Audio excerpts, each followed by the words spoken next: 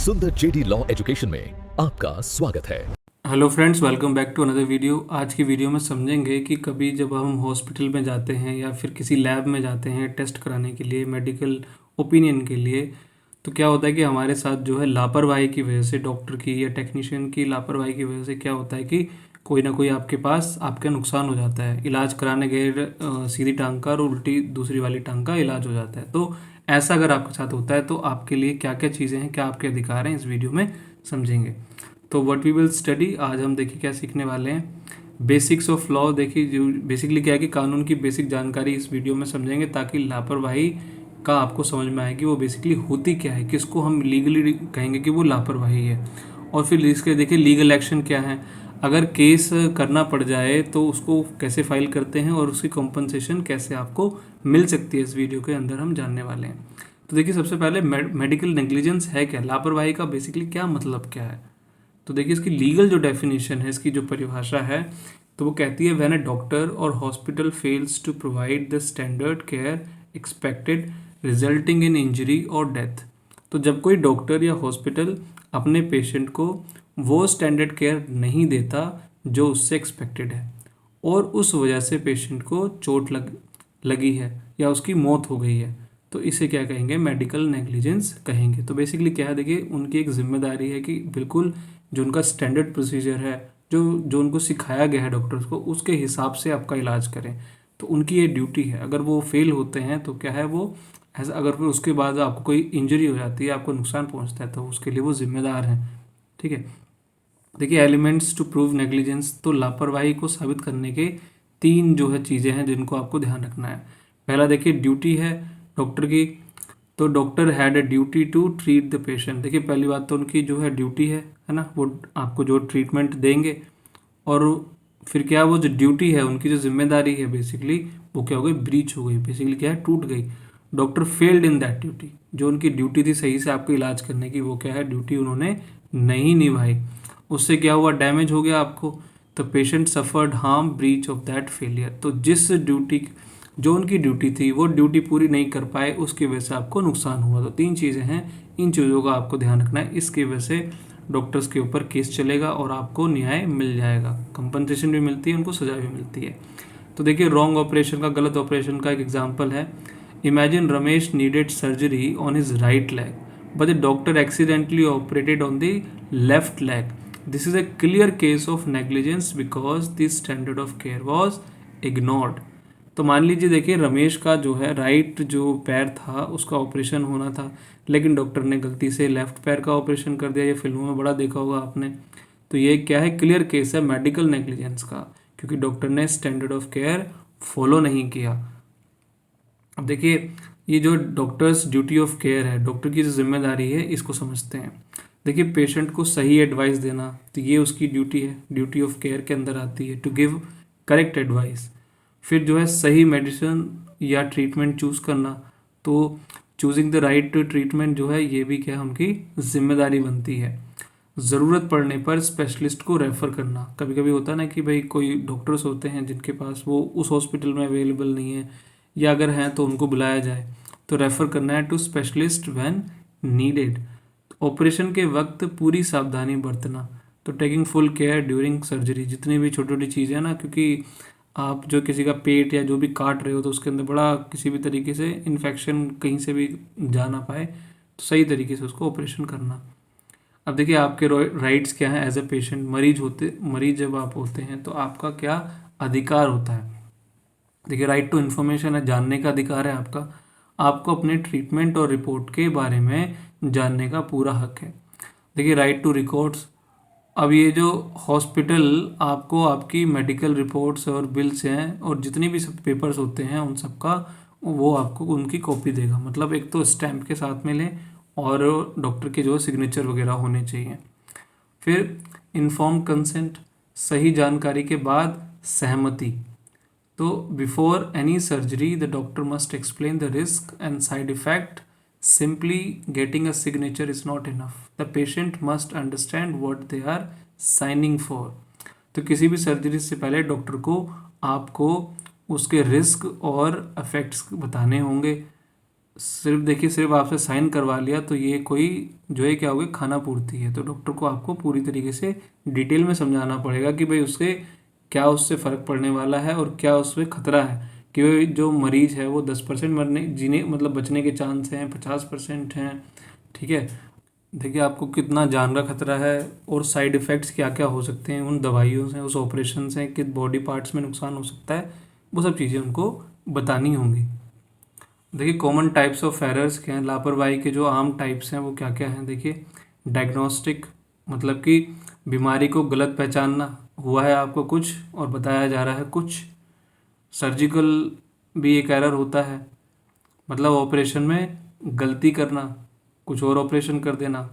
फिर मेडिकेशन, मतलब दवाई है तो गलत दवाई मेडिसिन दे देना आपको। और एनेस्थीसिया, जो कि इंजेक्शन होता है उस जगह को सुन्न करने के लिए, तो बेहोश करने में लापरवाही, या मतलब एनेस्थीसिया, लोकल एनेस्थीसिया भी दिया जाता है जिस पार्ट को ऑपरेट करते हैं वहाँ के लिए। तो देखिए सर्जिकल लापरवाही जो है, ऑपरेशन की जो गलतियाँ हैं वो कैसे हैं। पेट में कैंची या कॉटन भूल गए, living surgical tools inside body, मैंने बहुत बहुत सारे केसेस देखे हैं इस तरह के।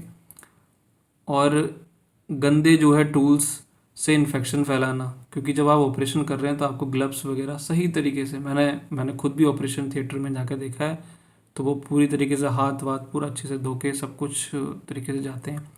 गलत ब्लड चढ़ाना, रॉन्ग ब्लड ट्रांसफ्यूजन, तो ये जो है ये सब क्या है, ऑपरेशन की गलतियां हैं। अब देखिए एग्जाम्पल है लेफ्ट ऑब्जेक्ट इनसाइड, जो है बॉडी में ही सामान छोड़, मतलब जो कैंची थी या जो कॉटन थी वही छोड़ दी। Sita had surgery. A month later, severe pain occurred. X-ray showed a surgical gauze left inside by the surgeon. This is a classic negligence case. तो सीता का जो पेट का ऑपरेशन हुआ, ऑपरेशन के 1 महीने बाद उसके पेट में तेज दर्द हुआ। एक्सरे में पता चला कि सर्जन ने गलती से, मतलब ये जो पट्टी जो होती है पेट के अंदर ही छोड़ दी है। ये क्या है, रेस इप्सा लोकेटर का केस है, गलती खुद दिख रही है। यहाँ पे साफ साफ दिख रहा है ना कि मेडिकल नेग्लिजेंस है, तो यहाँ पे किसी भी तरह की और किसी गवाह की ज़रूरत नहीं है, यहाँ साफ साफ ये अपने आप में एविडेंट है। देखिए कंज्यूमर प्रोटेक्शन एक्ट है 2019 का, इस एक्ट के अंदर आप कंप्लेंट कर सकते हैं। तो पेशेंट्स आर कंसिडर्ड कंज्यूमर, तो जो भी मरीज होते हैं वो क्या है, उनको एक कंज्यूमर यानी कि उपभोक्ता माना गया है। If a hospital charges fees, you can approach consumer courts for compensation. तो क्योंकि देखिए आपने अपने इलाज के लिए फ़ीस दी है, उसे कहते हैं सर्विस के पैसे देना, मतलब कि आपने कंसिडरेशन पे की है। देखिए लीगल टर्म होती है कंसिडरेशन देना। तो इस, क्योंकि आपने जब कंसिडरेशन दी है तो आपके बीच में कंज्यूमर का, मतलब वो आप एक कंज्यूमर कहलाएंगे जैसे आपने फ़ीस दी है। तो आप जो है कंज्यूमर कोर्ट में, you can approach consumer court for compensation, तो आप कंज्यूमर कोर्ट जा सकते हैं। ठीक है, तो यही बात जो है हिंदी में मैंने आपको यहाँ बताई है। अब देखिए सिविल वर्सेस क्रिमिनल केस, क्योंकि देखिए एक क्रिमिनल केस भी होता है, सिविल केस भी होता है। ठीक है, तो देखिए सिविल केस में और क्रिमिनल केस में देखिए क्या क्या आपको मिल सकता है। देखिए हमारा जो लक्ष्य है, गोल है, तो क्योंकि सिविल केस में आपको क्या क्या मिलेगा, मनी मिल सकती है कंपनसेशन के तौर पे, क्योंकि जो आपको डैमेजेस हुए हैं वो पैसे के रूप में मिल जाएंगे। लेकिन क्रिमिनल केस में वही क्या होगा, उसमें पनिशमेंट मिलती है क्राइम की। देखिए कानून कौन सा है कॉम्पनसेशन के लिए, देखिए कंज्यूमर एक्ट है, टॉर्ट लॉ है, और जो क्रिमिनल क्राइम के लिए बीएनएस का सेक्शन 106 है। और देखिए कोर्ट, कौन से कोर्ट में केस चलते हैं, देखिए सिविल का जो ये जो कॉम्पनसेशन के लिए केस चलेगा वो कंज्यूमर फोरम में चलेगा, और जो है क्रिमिनल केस चलेगा क्रिमिनल कोर्ट के अंदर। अब देखिए बीएनएस का सेक्शन 106 है, मौत होने पर कानून। पनिशमेंट देखिए क्या है, डेथ कोज्ड बाय रैश और negligent act of a doctor can lead to up to 2 years of imprisonment. तो अगर डॉक्टर की ग्रॉस, मतलब बहुत ही जो है बहुत ज़्यादा लापरवाही से पेशेंट की मौत होती है तो 2 साल तक की जेल हो सकती है। देखिए सेक्शन 106 के अंदर 5 साल की भी सज़ा है, 10 साल की भी सज़ा, अलग अलग नेग्लिजेंस के ऊपर अलग अलग है, लेकिन मेडिकल में जो है क्या है 2 साल तक की सज़ा है। हाउ कंपनसेशन इज डिसाइडेड, देखिए कॉम्पनसेशन कैसे डिसाइड होती, कैसे मतलब कितने रुपए जो है किसी भी व्यक्ति के साथ जब ऐसा हो जाता है, मतलब अगर उसकी डेथ हो गई है या जो भी है, तो उसमें उसको कितनी कॉम्पनसेशन मिल सकती है उसके परिवार को, या जो भी अगर उसको कम मतलब बच गया है तब भी। तो देखिए हॉस्पिटल का खर्चा कितना हुआ, मेडिकल एक्सपेंस है, तो वो तो आपको टोटल मिलेगा ही मिलेगा। और इनकम का जो नुकसान है, लॉस ऑफ अर्निंग, तो भाई उसके ऊपर भाई कितने जो है पैसे जो है वो रहते हैं, जितना भी आने जाने में जितना भी समय जो है वो रहता है, उसके टाइम पे कितना इनकम का नुकसान होता है। फिर दर्द और मानसिक पीड़ा भाई किसी के जाने से या चोट पहुँचने से, और हॉस्पिटल के इतने मतलब आपको जो डर उन्होंने मन में पैदा किया है, वो सब क्या है, वो सब मानसिक पीड़ा में आता है। तो वो एक चीज़ हो गई, उसको भी कंसिडर किया जाता है। फिर देखिए पेशेंट की एज और फ्यूचर प्रोस्पेक्टिव देखे जाते हैं। जो पेशेंट था उसकी उम्र कितनी थी, अगर वो मान लीजिए कोई व्यक्ति था 22 साल का और वो 1 लाख रुपए की सैलरी कमाता था, तो उसका जो है कम से कम अच्छा खासा करोड़ों रुपए तक का जो है, मतलब मोटा मोटा माना जाए तो जो है उसका कॉम्पनसेशन बन सकता है। तो इस तरीके से वो देखा जाता है, एक फॉर्मूला रहता है, ठीक है, शायद के मल्टीप्लायर कहते हैं उसको। देखिए Jacob Mathews versus state of Punjab, ये सुप्रीम कोर्ट ने इसमें काफ़ी गाइडलाइंस दी हैं, काफ़ी इंपॉर्टेंट केस है ये। तो supreme court rule that doctor shouldn't be gelled for every error, imprisonment only applies if the negligence is gross. तो सुप्रीम कोर्ट ने कहा कि डॉक्टर को हर गलती के लिए जेल नहीं भेजा जा सकता। जेल तभी होगी जब लापरवाही क्या हो, बहुत ही ज़्यादा हो, मतलब बिल्कुल ही मतलब हो सकता है कि दारू पी के वो ऑपरेशन कर रहा है या बहुत ही गलत तरीके से ऑपरेशन हुआ है, तो उन केसेस के अंदर जेल हो सकती है। बाकी जो है कोर्ट ने कहा कि कॉम्पनसेशन से जो है काम चलाया जाए। देखिए द बॉलम टेस्ट, ये बड़ा ही इंपॉर्टेंट है। स्टैंडर्ड चेक करने का जो है तरीका क्या है, तो the law checks if another competent doctor would have acted in the same way, if yes if it not be negligence but a judgment error. तो बेसिकली ऐसा होता है कि भाई सेम जो डॉक्टर है उसको उस पोजीशन में रखते हैं कि देखते हैं जो सही डॉक्टर है, मतलब जो जो प्रोसीजर को फॉलो करके करेगा, तो वो अगर उसके सामने यही काम दिया होता तो वो कैसे करता। तो इस तरीके से इसे कहते हैं बॉलम टेस्ट होता है। अब देखिए काम तो हो चुका है, तो कानून देखता है कि क्या किसी और सही डॉक्टर ने भी वही किया होता जो इस डॉक्टर ने किया है। अगर हाँ तो शायद ये नेग्लिजेंस नहीं है। अब मान लीजिए भाई आप जो है एक्स डॉक्टर के पास गए, वो भी आपको देखेगा कि फीवर है, जो भी है उस हिसाब से आपको जो भी दवाई है और जो भी आपका इलाज है वो कर देता है। ऐसी जो बाकी जो डॉक्टर हैं वो भी इस तरीके से करते हैं। तो इसमें क्या है कि एक प्रोसीजर है जो कि सब लोग फॉलो कर रहे हैं, ऐसा नहीं कोई अपनी मर्जी चला रहा है, सबको जो है एक प्रोसीजर के हिसाब से काम करते हैं। तो अगर ऐसा होता है तो फिर वो क्या है, लापरवाही नहीं है। तो बॉलम टेस्ट के अंदर ये देखा जाता है कि कोई एक समझदार डॉक्टर इसको कैसे करता। तो देखिए रेस इप्सा लोक्यूटर, सबूत की ज़रूरत नहीं है। कोई चीज़ क्या अपने आप में विजिबल होती है, अपने आप में दिखती है, तो उसमें क्या एविडेंस की ज़रूरत है। जैसे मैंने कहा कि वो पीछे कि भाई पेट में जो है रुई छूट गई, कॉटन पट्टी छूट गई, तो वो क्या अपने आप में सबूत है, उसमें क्या सबूत दिखाना। तो जब गलती इतनी साफ हो कि उससे प्रूफ करने के लिए किसी एक्सपर्ट की ज़रूरत ना हो, ठीक है ना, when the mistake is so obvious, तो उसमें क्या ज़रूरत है किसी भी गवाह की, किसी भी एविडेंस की, किसी भी सबूत की, वो अपने आप में सज़ा होगी। वाइकेरियस लाइबिलिटी होती है इसके अंदर। देखिए हॉस्पिटल की जिम्मेदारी, वाइकेरियस की लाइबिलिटी का मतलब हो गया कि जो डॉक्टर होते हैं वो हॉस्पिटल के लिए काम करते हैं, हॉस्पिटल एक कंपनी होती है, तो हॉस्पिटल के जो भी एम्प्लॉई हैं उनकी जो जो भी वो काम करेंगे, जो भी उनसे गलतियां होंगी, तो उनका जो मालिक है जो कि हॉस्पिटल है वो भी क्या है, वाइकेरियसली लाइबल होगा। तो पनिशमेंट, उसको पनिशमेंट जो भी कॉम्पनसेशन देनी होगी। If a nurse or a staff member makes a mistake, the hospital is also held liable.